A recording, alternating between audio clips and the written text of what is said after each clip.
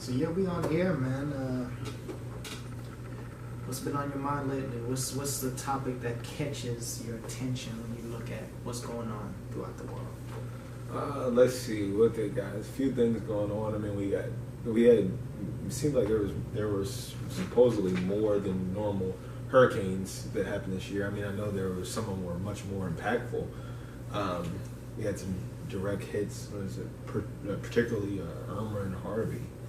Irma and Harvey. Yeah, man. We actually right here in Houston, right? Yep. So I've been impacted by Harvey. I know friends and family that have been impacted by Irma and Maria. So all three of those hurricanes kind of did a number. One of the biggest things I think that the government took advantage of was just people in general and news stations. Just when you talk about social media influenced over people in general. The gas shortages that you have here in Texas and Florida, when people go crazy and start just buying water, you know, they make it seem like it's so crucial for them to do these things. I'm from a Caribbean island, born and raised, man, and if we run out of water, we can't just run to another state and get it, you know, and so we can't all just go to the store and buy. You know, we understand that we have to ration what we have. I think people just panicked and just went out and just bought more than they needed. And what is this? I mean, it's funny, like, whenever there's a hurricane, like, why doesn't people just go and buy bread, water, and batteries? It's just like, people just have these carts, a bunch of water, bread, and batteries. Like, I don't understand, like, what are you trying to do here? I mean, I guess you'll survive. I mean, I guess you feel like you won't be able to get anything, so it's like, oh, just eat these pieces of bread and drink this water and use these batteries in my battery-powered devices that no longer exist. I mean, what takes AA batteries now? I mean, what does take AA batteries? What devices do we have that take AA batteries? There's nothing that you need. Honestly, people should. I'm not saying that. Xbox controllers or something. He said Xbox controllers. No, man. If you don't have power, you can't survive in a first world country because we're based, like, electricity runs us, gas runs us. Those are crucial parts of society, and so without those things, people panic. They do. As soon as you don't have cell phone coverage, you know, we went to A&M, you don't have cell phone coverage, so that means if you lose your friend in a crowd, you can't find them because there's no cell phone coverage. Like, I would panic if I can't find my family at A&M in a crowd. We could talk about that. I can't find my family at A&M later because it's that's a racial dynamic that I'm adding. But back to the topic, you know, without cell phones, you know, we panic. So without power, without TV, without connection to the outside world, you know, we don't have the family integrity that we used to have, where we're connected by our bonds. We're connected by seeing each other. Now we're connected through Facebook. You know what I mean? And it's not a bad thing. It may not be a bad thing. It's just that we have not. We're still in that era of discovery. Yeah. You know, and so the family is not fully developed online. If that makes sense. What's your take on that, man? Yeah, I mean, we definitely don't have that. There's a lot of things that we are missing as a society. We haven't developed, and with new technology, it makes it even more and more difficult. I mean, right now, I even saw with myself, I'm kind of guilty of it. Like, my phone just died, and I went to my old phone, and I'm like, how did I even use this? The maps don't even work right on it. I can't even, GPS takes me the wrong direction on all this. I'm like, you know, how did I even survive? But it's because we're so dependent on it. I mean, nowadays, you know, people don't even remember anyone's phone number. You know, I mean, back in the day, you could, you know, you'd had a few phone numbers you had remembered when, you know, as a kid, you're like, okay, you know, I know this phone number, I know this phone number, I know this. Now, I mean, I know like 2 phone numbers off the top of my head. maybe 5 tops, and then the rest I of know them one. lost. I know one. So if like my phone, something were to happen, I need to call someone. I mean, if none of those 4 or 5 people answered the phone, then I'm SOL. I mean, it's with technology breeds laziness, and whether it's incidental or intentional laziness, it breeds laziness. People use their GPS so much that they don't even remember where the hell they're going.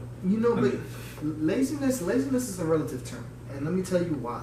If we look at hunters and gatherers, and they're hunting all day long, you know what I mean? Versus, we have learned how to, aggregate the land. So now we sit on our butts all day watching our plants and crops grow. A hunter and gatherer is looking at us like, yo, these people are lazy. You know what I mean? Because if you look at the growth of society, it has always been bigger is better, faster is stronger.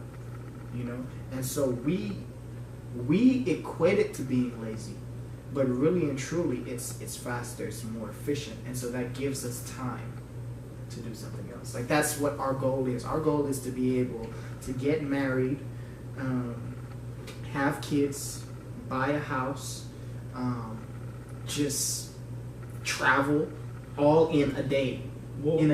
And you gotta, like you said, laziness is relative. Let's say, to put it in context, this is how I would view laziness as a general term. If you removed whatever's facilitating you to do what you do, how much difficulty would it require, or how difficult would it be for you to function? If you remove whatever's facilitating, what does what you do. For example, if you've always had a car to go somewhere, and now, who knows, gas gets poisoned or something, for some reason gas stations don't work, we can't get gas, now we have to walk. You're gonna see who's lazy, because some people will just die. Some people will die before they get some people go outside and walk. Some people will just die. And some people will hey, you know what? I have to walk, so I'm gonna walk.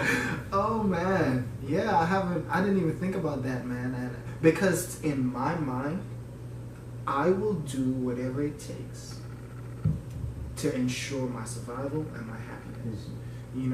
And it sounds bad for me to say that, because it sounds like I will kill people if I have to live. But at the same time, to me, that's what drives me. That's my motivation to not be lazy. Exactly. I'm not gonna sit and die because I can't walk. I could walk 10 miles, man. If I need to walk 10 miles, then let's go. Let's start on this jog, man. Exactly. Let's get it done. But that's an interesting point, man. I've never thought about laziness, the difference between being lazy and not being lazy. But getting back to the hurricanes, man, that is literally what happened. What people were afraid that, because it's not the hurricane itself, in my opinion, that causes the panic. It's the fact that we're not gonna have power, we're not gonna have electricity, and now we do have to walk. Now we do have to talk to each other. Exactly. Now we have to do all of these things that we don't feel like doing. So we go out and we buy water because it comforts us. It's like we're a fat person craving cookies. Buying 10 cases of water for only two people, just because that comforts us and that lets us know, hey, although there's no power, you're good because you got 10 cases of water. Unless you buy a bunch of water anyway, which sometimes I like drinking water, but just like you said, to add to your point, people panic.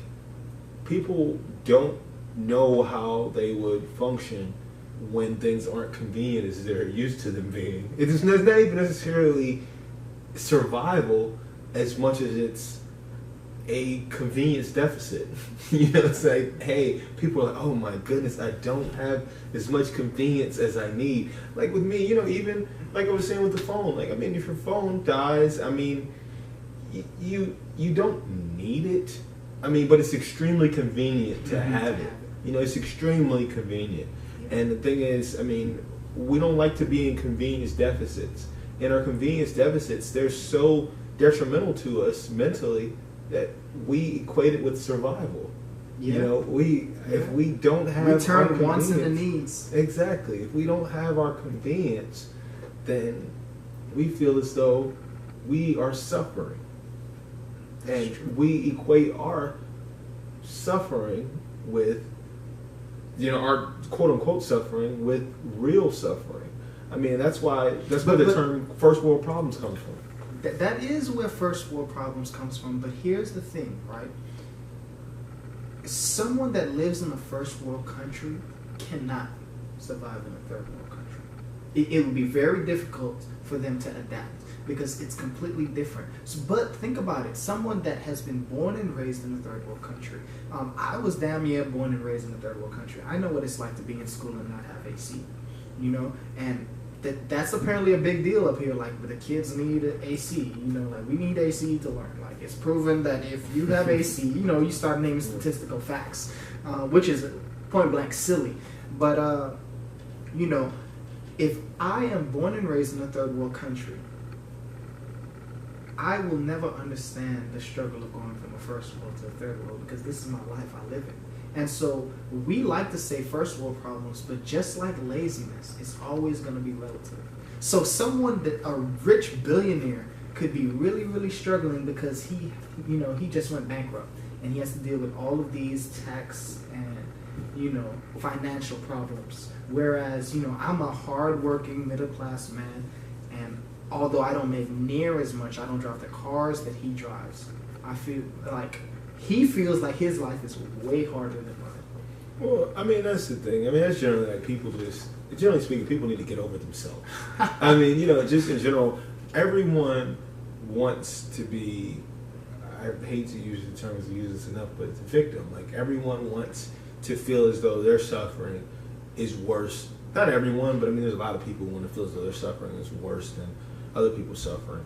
I mean, you know, there's always somebody whose suffering is worse. I mean, I'm sure there's kids in, you know, Iraq and Afghanistan and Libya and Syria whose families have been killed before, you know, in front of their eyes, and you know they probably had limbs blown off. Like, imagine your whole family killed by a bomb, and you're, you know, in their family car, and your limbs blown off, and you're sitting here looking at it with no limbs, and you're here, but you know there's people complaining because their phone is getting 4G instead of 4G LTE.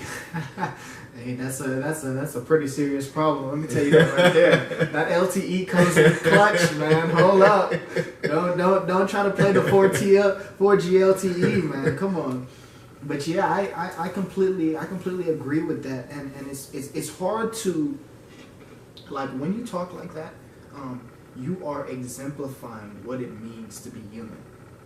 You know, but that's a small part because the society that we live in is a capitalistic society, and so they will acknowledge that part of your humanity. They'll say, you know what, there are people that struggle more than me, and I should be happy with what I have. However, my boy over here drives a Benz, I drive a Nissan. I want what he has, and so, you know, it's you divert the spotlight from something of importance, right? Yeah. That is genuine, like you believe, you know that this is the right thing to do. Uh-huh. You take the spotlight from there and you just kind of shine it on yourself. And then right there is where you could start talking about Colin Kaepernick. Yeah. You could start talking about all of the political unrest. You start talking about all of these things that people take the spotlight from the subject matter and they just kind of turn it onto themselves. Now, I'm going to let you pick which one you want to talk about. Well, yeah, we're going to go on because, I mean, just to add to that, like, it's like you're saying, people compare up, but they don't compare down. I mean, they look at who has more than them and who's better than them in certain aspects, but they don't look at, you know, where they fall on the grand scale. I mean, shoot, you have so many people in the world. You have 7-point-something billion people. And I mean, you might fall in the 50th percentile or 60th percentile, 70th percentile on a lot of things. But you tend to want to look at the 29th or 30th percentile that's above you.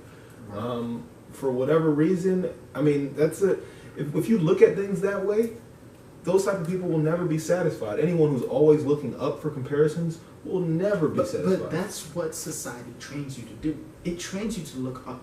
So, for instance, right, grade school, the person that makes an A plus is pointed out. Good job. And you know, your parents, what do they tell you every night? Hey, great job, you can do better tomorrow. You know what I mean? We encourage that. And in a sense, it's needed.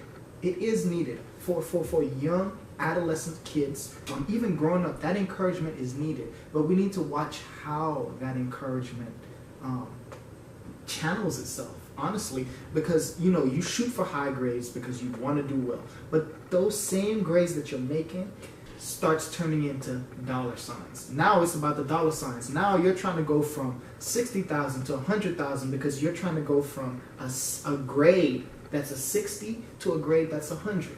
You see what I mean? And so the way that it translates itself when they enter the real world, whether that's at 18 when they graduate high school, or if that's at 22 or whatever age they graduate college, that ends up being the problem. The transition from learning to working in the real world, it stops being about, you know, like in school, right? You don't work with other people that often. Group work is like maybe, I would say like maybe 5%, maybe even less than that. Yeah. Like less than that, like of what you encounter. Well, see, and that transitions me into something that we were talking about a little earlier, how people place their value in what others think or how they're viewed by society. People place their value there, and people look at things as if there was a direct correlation between the amount of work you do and your level of success. And sometimes there is, sometimes there isn't. But I mean, there is a correlation, but it's not a direct correlation.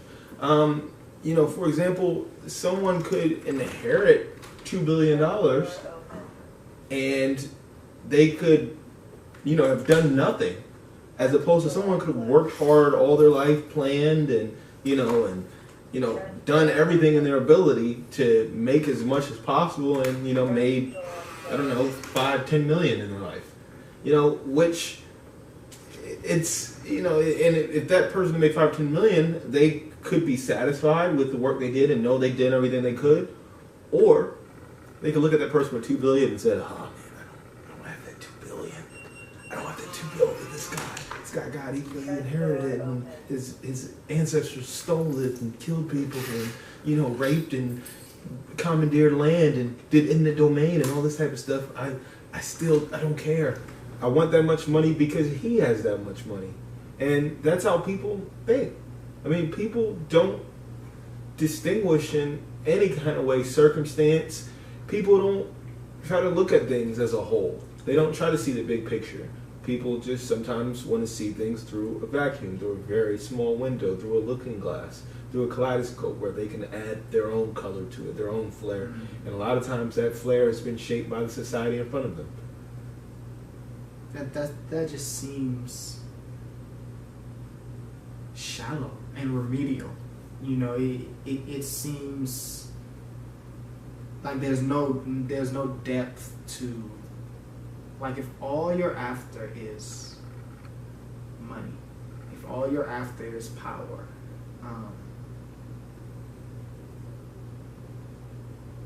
what's your purpose? What did you accomplish in life? We're beyond, things that people pat you on the back for. That's very true, and that takes me, not to talk about a subject that we talked about before, in our earlier podcast, but takes me back to capitalism. That's what's valued in capitalism is, gain. It's what's valued is you having more than whoever's in front of you, growing and getting more money. I don't really want to, get too deep into it, but if people were truly altruistic, if people truly place their value in how they help others and how they can be selfless, how they can do these acts that are for the greater good of society, then, we wouldn't have as much of these type of issues. But right now it's a conundrum. it's a big conundrum, and it's a big conundrum because it does not match with the type of society that we are in. It does not match capitalism. Capitalism and altruism do not match because on one hand you could say, hey, look, I want to be able to help people. I want to do everything. I want to dedicate my life to people. I want to dedicate my life to the betterment of the world. And then on the other hand, you're looking at it and you're saying, hey, I don't want to be poor in this capitalist society. I want to be able to survive. I want to be able to buy a home. I want to be able to buy land and property and thrive in this great country here. Great country. That kind of leads us back into, like you said, talking about patriotism and just the overbearingness that it presents. We always talk about how great our country is and all the things that it has done for us, and we kind of use that as the head of the arrow. So we're shooting the arrow and we're like, yeah, this is the head, and we forget the back end, man. The boats of slaves, the natives that we slaughtered. You know what I mean? I've never walked into someone's house, killed them, and then just been like, yo, this is my house now. Your car, that's my car. For the simple reason that maybe they don't speak the same language as I do. They don't look the same way that I do. Or I walk into someone else's house and I say, you know what? Y'all work for me now. I don't kill you. I make you work for me. I make your kids and their kids work for me. That's the reality of the country, of what this country's built on. You can't hit anyone with an arrow. You don't hit them with the arrow by itself. You have to hold all the different parts of the arrow, and the part that you thread is the part that gives you that power. Is definitely all the things that we don't talk about. And speaking of that, I like that issue and that excessive patriotism.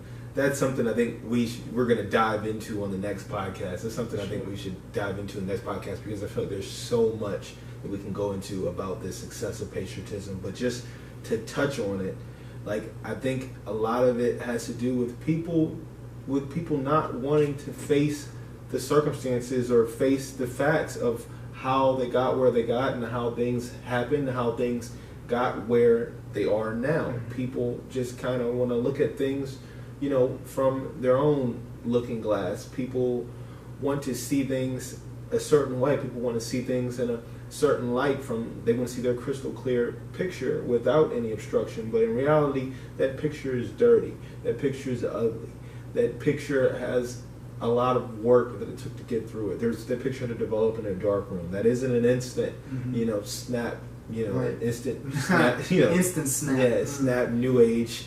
But that's what we need. That's what people want. Moves. That's how people get the truth, and I've always believed this, in snippets. Yeah. It's always, there is no book on earth that has truth in it, and you just believe everything.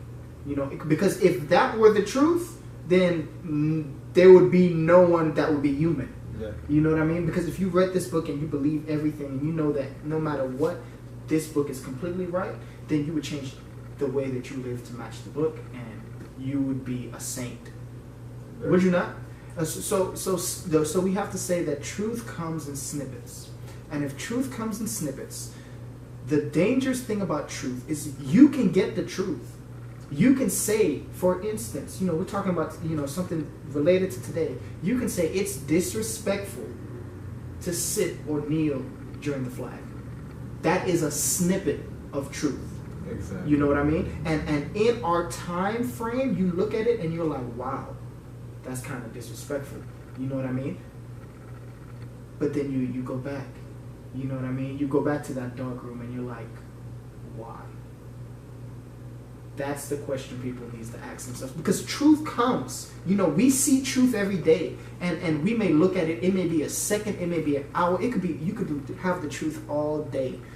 But the thing about the truth is, it is all encompassing. And you've only seen a snippet. So if you want to know, I can say, hey, my name is Ashir. That is truth. But you don't know my middle name. You don't know my last name. You see what I mean? You've just touched the tip of the iceberg. And a lot of people take that name Ashiel and they're just like, yeah, I know him. I met him, blah, blah, blah. He looked like he was about 24 years old. He was born in February, 22nd, blah, blah, blah, blah, blah. And it's just like, that's how truth works, man. You can never get everything. And you have to be careful with the truth that you do get, because it can be tampered with. It can be shot in a position to where it looks good or it looks bad, or it's shot in a negative connotation. You have to be really, really careful, because people play games with the truth, man. And that's the best lie, is a lie that has truth. The best liars know how to tell the truth and manipulate the truth. That is exactly what happens. I mean, people get, like you said, the tip of the iceberg. People get the tip of the iceberg. People don't ask questions. They don't ask why. People sit and people listen to react.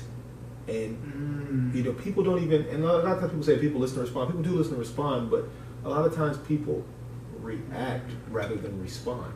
Now, a reaction is immediate. A reaction does not require thought. A reaction can be reflexive. A reaction can be impulsive. A response requires at least some sort of circulation, for you to process what's going on to respond. Got the mind working. Exactly. In order to respond, you have to at least think a little bit. To react, you just like, look, I don't like this, so I'm gonna do something because I don't like this. And I think, that all stems from, just like you said, people don't ask why. People don't examine. People don't look into things. And that asking why is an important question that we're going to touch on the next podcast when we talk about patriotism. Yeah. We're going to dig right deep into it. Yeah. And like we want to just let you guys know, feel free to comment. Let us know if you agree, disagree. Yeah. Whatever. We do this because we feel that we can contribute to any conversation. We can contribute to anyone. If we touch one person, you say, hey man, I really struggle with one aspect that you talked about, or hey, I have a different take. We want to hear what you have to say, because honestly, you start changing the world one person at a time. And I've always wanted to change the world, whether that's through video, my music, just all facets of my life. I want to reach out, and let people know what I think, and hear what other people have to think. I'm always open, and I think that's really, really crucial in this time and era. Oh yeah, most definitely. We really want to hear what people think. I want to hear the positive comments. We want to hear the. We want you to troll on us, man. Yeah, troll. Feel free. I find it funny. I get a good laugh out of things. I have a sense of humor, and I get it. It's all good. It all works. It's not going to make us angry or anything. It's just, whatever you want to say, we're open to. We're welcome to. Like, subscribe. Our next video is probably patriotism. May put some relationship advice in there. Not religious. We might touch on that later. So we just have some ideas, but feel free to shoot us an email, like, subscribe. We love y'all. Peace.